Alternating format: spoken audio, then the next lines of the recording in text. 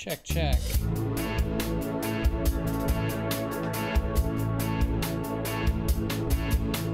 Hey guys, welcome to the Maiden Voyage Distant Signal Live. We are going to be talking about Star Wars today. We're also going to be ironing out a lot of the kinks, but I thought to get this party started, because it is a party, we'll talk about Star Wars. One of my favorite things ever, or I guess used to be. And an article that came out today on Sci-Fi, or Sci-Fi, or Sci-Fi, talking about the state of Star Wars fandom. I haven't read it yet. We're going to do this together. But I know that it has been stirring some passions in people. So let's check it out. And also, we're still learning OBS software. So hopefully this transition works. And transition. Oh my God, it's like a real TV show. So I think in order to actually deal with this article, we're going to start up a little, have a little beer, I think. But we have to first be able to interact with our source. So this is the article, The Opinion of the State of Star Wars Fandom. But I think before we get started, let's go to full screen again. We're going to go back to full screen. It's going to be very exciting. Let's, oh, this is so much fun. Here we go. I'm cutting to that. We are going to have Lagunitas and a frosted glass. And we're going to be talking about Star Wars, one of my bestest, most favoritist things. So we're streaming live to both Periscope and also YouTube at the same time as DLive, powered by Steam Cryptocurrency, which I think I've said before is my favorite. It's a lot of fun. It's a social network. So cheers to Star Wars, crypto, YouTube, and beer. That is some fine IPA action. All right, so let's check this out. We're going to go back to this. Oh my God, how exciting is that? It's like I have my own little TV show. All right.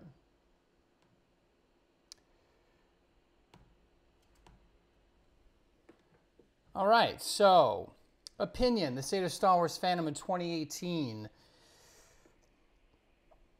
I think we might need a little music for this. Pump this up. You ready? Since the new era of Star Wars began, the franchise has been in constant state of flux. But for the first time in a long time, we have a minute to catch our collective breath. With Solo in the rearview mirror, there are more than 500 days between now and the next film. We have an animated television show arriving in the fall, which there are scant details about, and the live-action show coming about, which we know even less. Could talk about burying the lead. Of course, there are fans and dissenters on all sides of these projects, so we'll take a look at them one by one to see where the rifts in the fandom are in hopes that we can better understand the state of things. Star Wars is no stranger to detractors. Say hello to me. Ever since The Empire Strikes Back came out, I guess Empire is pretty universally considered the best one out of all of them. There have been these divisions between fans. Sorry, what is that? This is not very legible. Let me switch to my big monitor. Still working out the kinks here, guys. All right, we're going to the big monitor, but I will scroll along with this output here. Of course, there are fans and dissenters on all sides of these projects, so we'll take a look at them one by one and see where the rifts in the fandom are in hopes that we can better understand the state of things. Star Wars is no stranger to detractors and defenders ever since The Empire Strikes Back came out. There have been these divisions between fans, and you remember the prequels, right? Not everyone loved those movies. Yeah, it's because they weren't very good. I mean, let's just be real. Let's get real about this. It just, I mean, I guess in all fairness to George, how could you possibly live up to the expectations of any fans of Star Wars? I mean, you were always going to screw it up. However, they just sucked. So after episodes 1 through 3, 3 being the best of the new 3, I was really hopeful for the new class of Star Wars films coming out. And I was disappointed by Force Awakens because it was kind of a rehash of episode 4, and I was not a fan of Jedi. So let's see here. Two factors contribute to the current perception that Star Wars is being torn apart more effectively than the soul of Anakin Skywalker. First, there's so much content coming out, irrelevant. Second, the internet. News stories leave different tastes in people's mouth. News stories leave different tastes in people's mouths. And the internet gives them the ability to complain about it ad nauseum. Blaming the victim. By way of recent history, though, the largest overreaching factions of fandom in the new era arrived in 2014 when Lucasfilm announced that the Expanded Universe, or EU, everything needs a goddamn abbreviation now, would be made legends, and no more news stories would be made in that timeline. Before then, everyone had pretty much adopted a wait-and-see attitude towards the company of Kathleen Kennedy at the helm of Disney as the owner. Now, we all know that the project's being helmed by Kathleen Kennedy at the moment, facing a lot of trouble. They had a lot of turbulence on production, including firing the original directors of the Han Solo project. So I know that things are a bit unstable, for lack of a better word, at the moment. Some resorted to terror tactics. What is this? Before then, everyone had pretty much adopted a wait-and-see attitude towards the company with Kathleen Kennedy at the helm of Disney as the owner. This erupted into a war amongst fandom with more militant fans of the extended universe creating petitions, harassing activities, hiring out billboards, and doing anything they could to plead their case. Some resorted to terror tactics, learning spoilers in advance of The Force Awakens and spreading them online to unsuspecting fans in a bid to ruin their experience. Yes, because that's the same as terrorism. I believe that word is being used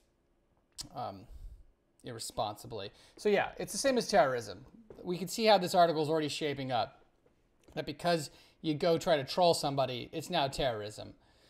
It got ugly, but not as ugly as things to come. The Force Awakens was met with nearly universal fanfare. Yeah, it was fun. It was fun. It's right. The article's totally right. The movie was a total blast. It was only after reflection about the movie did a lot of the problems begin to crop up. And, you know, maybe that's unfair to films. But I don't think so. I think I think in the end, it's time that helps a film become something that's, say, a classic, right? It's time that determines what is a masterpiece or a classic.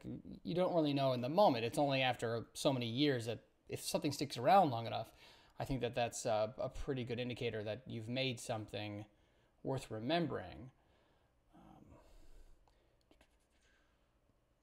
So some argue that it was a rehash of A New Hope, not realizing that The Phantom Menace was too. Yeah, because George Lucas calls his... they're sort of like... he says that they're all cycles, that they all rhyme. So I guess structurally that's true. But The Phantom Menace is a vastly more original film than The Force Awakens. There are so much going on in those movies, and there's so many original characters and so many original creatures. I'm getting a lot of phone calls here. I should not be getting. I told it to not disturb me. Don't know why it's doing that. So, oh my God. There we go. Now we're still streaming. All right. So people thought it was a rehash of A New Hope, which it was. The Phantom Menace was too, and that's just the way opening chapter of Star Wars trilogies in the Skywalker saga went. There were a few who didn't like a film led by a woman, and you get situations like this. I'm not even going to bother with this. People who reference Twitter as citations of meaningful sources I'm just going to ignore that. It's what waste of time. Yeah, I guess some people did not like that Daisy Ridley, like a female lead, but I don't know anybody. I don't know a single person who said, oh my God, it's a girl. Not a single person. I think that what they didn't like was that she's a Mary Sue. She's just not a very good character. Unlike Luke, because one thing that separates a good character from a bad character, in my opinion, is characters actually have to struggle and overcome stuff, and they fail a lot along the way. If you take Indiana Jones or Luke Skywalker, the whole time, throughout the whole movie, the whole story, they fail, and they get back up again, and they fail, and they get back up again.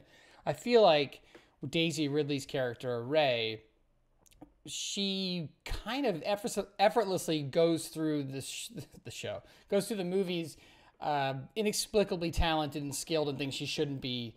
And that's the definition of a Mary Sue, especially in sci-fi, since it originated in the sci-fi universe. I believe Star Trek fan fiction. See, the real fireworks in fandom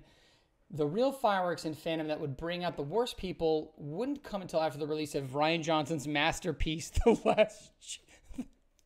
It's a masterpiece. See, because someone said it was a masterpiece on Sci-Fi, it's a masterpiece. The first 5 minutes declare that film a non-masterpiece.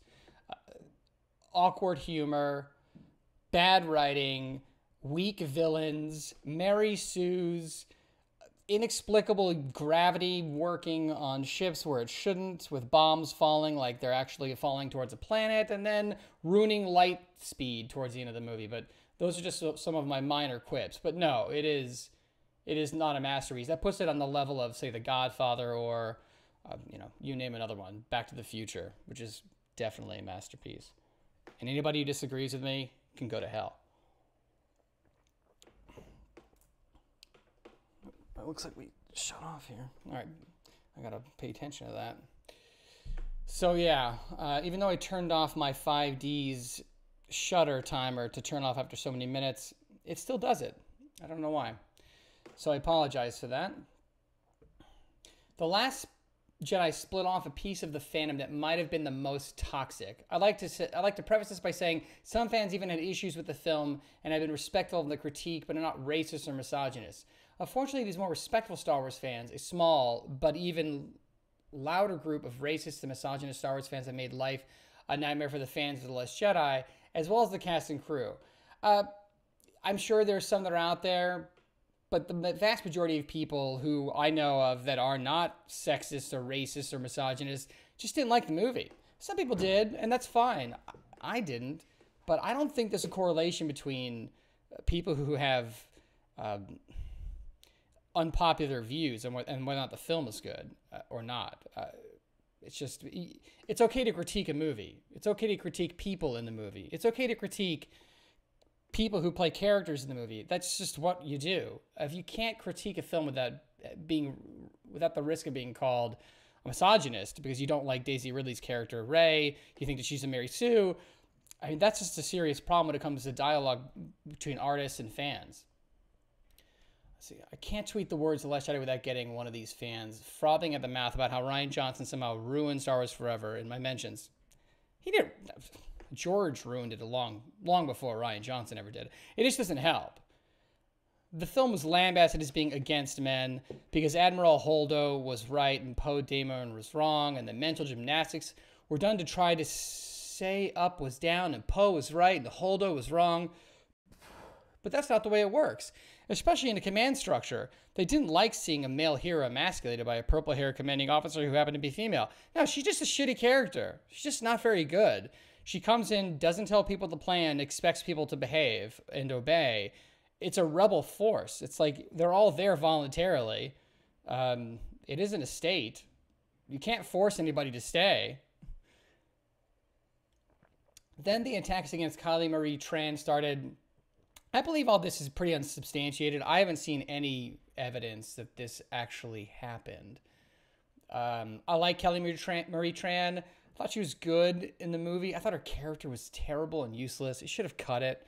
And Poe should have died. I mean, he just should have died. He should have died a hero. Someone should have died a hero in that movie. Luke certainly didn't. They let their racism and misogyny affect their views. Again, I haven't seen any evidence of this, but if you have seen any of this, you should send it to me. I'm very curious what you were able to find.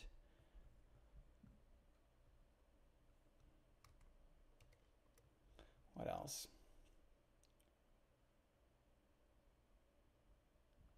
Shameful behavior. So we're going to skip down a little bit further here. We're going to go past this stuff because this article is long-winded.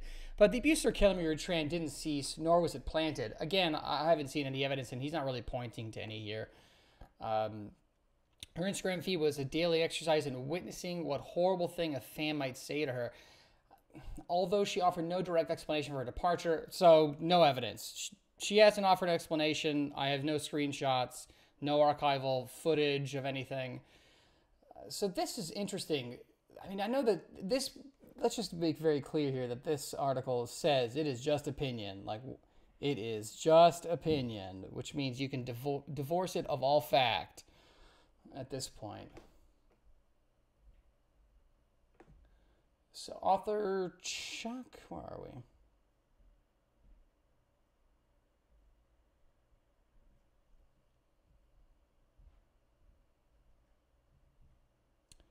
Okay, we're here.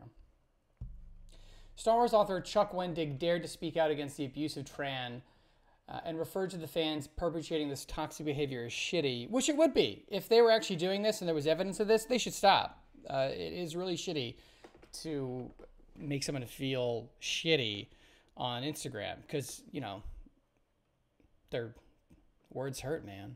You know, they're like razor blades. They just stab you in the face all day long. And, yeah, toxic behavior is shitty. That's articulate. And that didn't sit well with pockets of fandom who felt called out. They didn't want to cop their toxic behavior and instead attacked Wendig. Requests to Lucasfilm were made to somehow put the cast and crew and authors and anyone tangentially related to Star Wars in check, after all. They were paying customers, and in their minds, the customer is always right.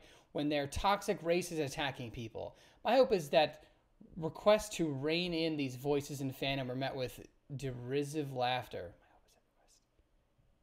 I'm not sure what that sentence means. I feel like my reading comprehension is either going down because of the beer or the writing is going down because of the writer was drinking beer. It's just, my hope is that requests to rein in these voices in fandom are met with derisive laughter. So are you saying that you want to laugh at the people requesting to rein it in? Either way.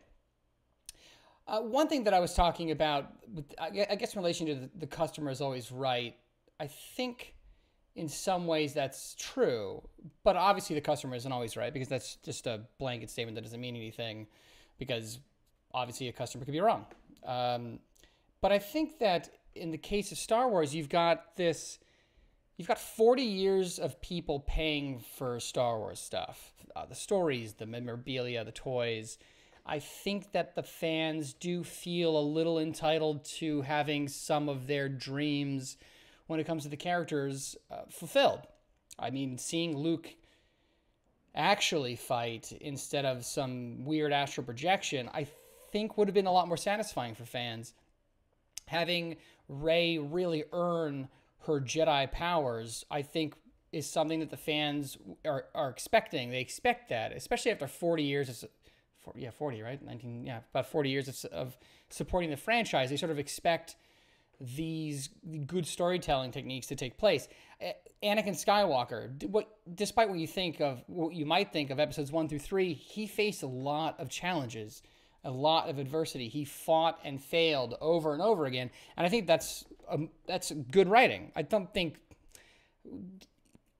it's not perfect writing. I think Anakin as a younger character is very whiny, and I didn't like Hayden Christensen's portrayal of him as much until we get to the 3rd episode, which I really like, actually, or about half of it.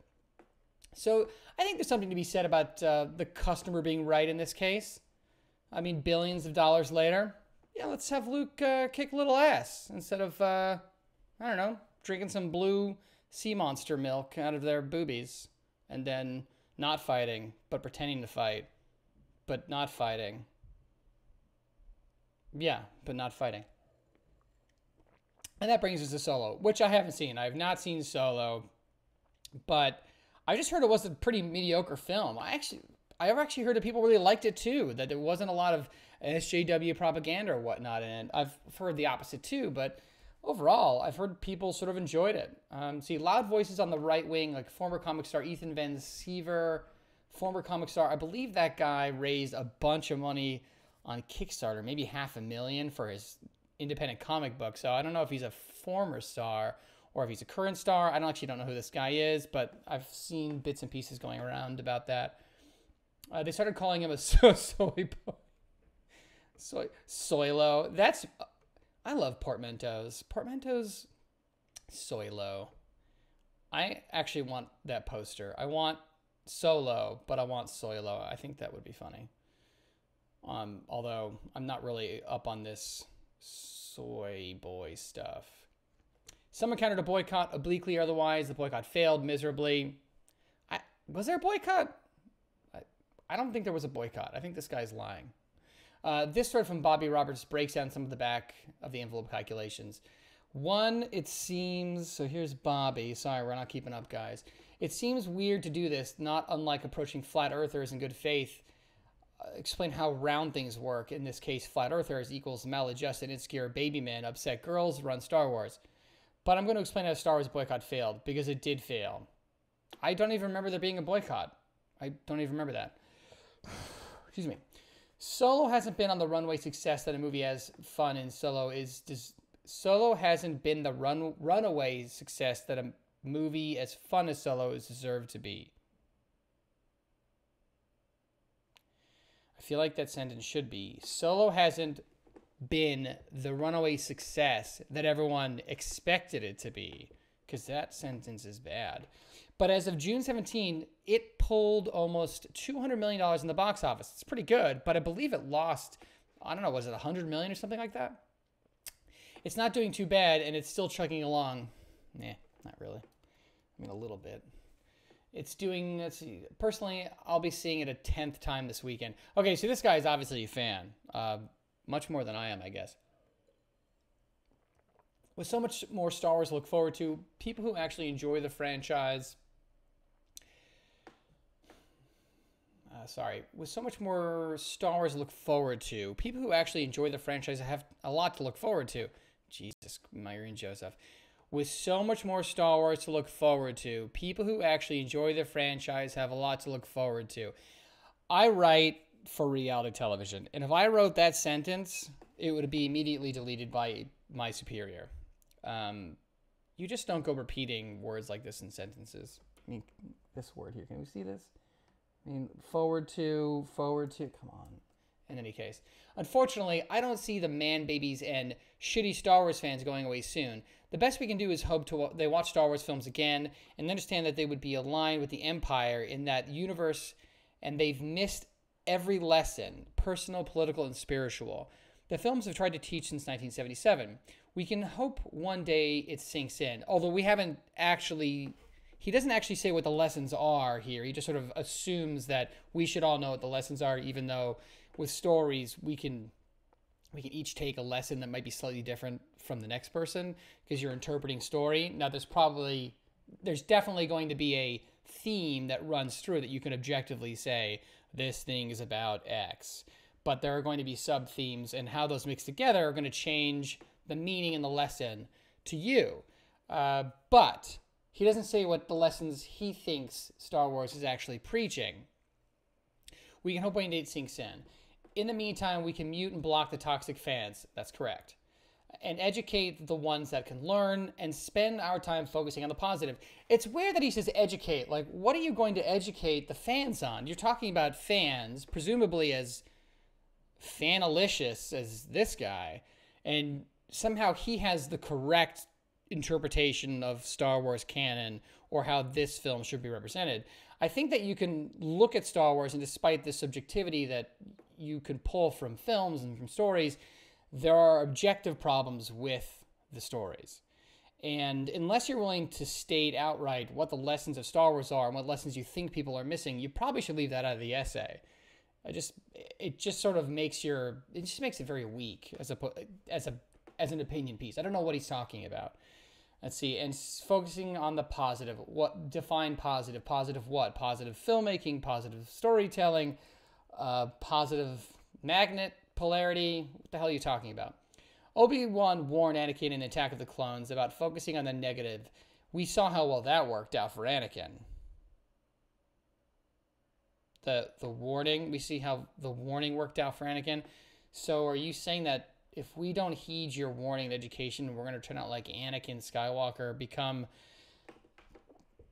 black helmeted, cape, metal breathing monsters that can move objects with their minds? Is that what you're saying? Let's instead focus on the positive. We've had our failures, but like Master Yoda says, the greatest teacher failure is. And I think that we can say that this article, in many ways, is a failure. But I agree with this last sentence. Fandom can be fun again. We'll get there. I mean, it just might be that the current political environment that we're in now makes Star Wars so icky. In 10, 15 years, maybe we'll look back at the Star Wars and say, yeah, well, I don't know what we were so worked up about. It's great. But I kind of think the film does suffer from a lot of problems that this person fails to address or sort of glosses over like they don't mean anything, but they do. The fact that Rey is a Mary Sue, that she earns nothing. The fact that she can pilot the Millennium Falcon with no training. The fact that she can wield a lightsaber better than a moderately trained Sith with Kylo Ren, or that she can do mind tricks out of nowhere. Like somehow Luke, this son of the chosen one in the universe of the Force, can't do mind tricks until I think it's until Jedi, I think. So three movies in, he gets mind powers. It's I don't know, an hour and a half in, and Rey's already commanding Star Troopers to do what she wants. So, I mean, these are objective things that I think that when you look back at them in the story structure, you just don't know why they're happening. They happen because they're convenient. And when we point these out, when people point these out, and then what you get in return is you're just a sexist because you don't like Rey as a character, it's not an argument. You're not addressing the central problem that people are having with Star Wars. So anyways, this is the Maiden Voyage. We are done with the beer. I read this really bad opinion article by Siffy. As you can't tell, I'm saying that ironically. It's sci-fi. We all know it's sci-fi, but I want to make fun of them because of this article. And that's it. We're going to come back on Saturday. I'm going to review this. We're going to talk about cryptocurrency, Steam on Saturday when I have a little bit more time. And as this live stream evolves, we'll bring in some more music. We're going to have some fun. We're talking about specific filmmakers. I think I want to talk about John Carpenter. I've been thinking a lot about, I've been thinking a lot about doing some videos about John Carpenter. He's one of my heroes when it comes to filmmaking, and I want to communicate what the stream is more or less going to focus on. Obviously, it's going to focus on movies and cryptocurrency, but I think the general tone and theme of this channel when it comes to the live streams is going to be me connecting with others who love movies and who want to push back against, I think, the cynicism that you can get when you work in the film industry and have to make movies, or when it feels like making movies is just not as fun as it used to be. And I want to have fun when I make movies. That's really what I want. I want to be able to connect with an audience, my friends and my loved ones, and tell some really fun stories and have fun doing it, because if you're not having fun making movies, man, you're in the wrong gig, So, in any case, that's it. We will see you on the flip side with another beer, hopefully, maybe a glass of wine. If we do something in the morning, we'll do coffee. So Saturday, if it's in the morning, we'll do coffee. If it's in the afternoon or evening, we'll do wine or beer. We can do it together. We're going to be introducing some new segments as this stream comes along. I've got the Power Hour I'm working on some fun bumpers. And I'll have a little more structure when it comes to fighting articles and what we're going to talk about in the morning. Mostly want to stick to movies, maybe some free speech issues. we'll touch on some politics a little bit here, but only if they're related in the way that they're related to, say, an article like this, where this is clearly, sorry, I'm so sorry, when it's clearly an ideologically driven piece and not so much discussing the world of the film or structurally how something might work from A to B. We're not talking about film theory or story theory or anything like that. This is purely a political piece. So I think that we're going to, I'll have some more articles and I'll structure this a little bit more clearly when it comes to like what kind of topics we're going to be choosing, but we'll stay away from hard politics. And if we're going to touch on any kind of political stuff, it's only going to be in relation to whatever I'm doing, either in the art world or the film world or the music world, because it's just the world I live in. Anyways, that's it. Enjoy the rest of your day today, and we shall see you later.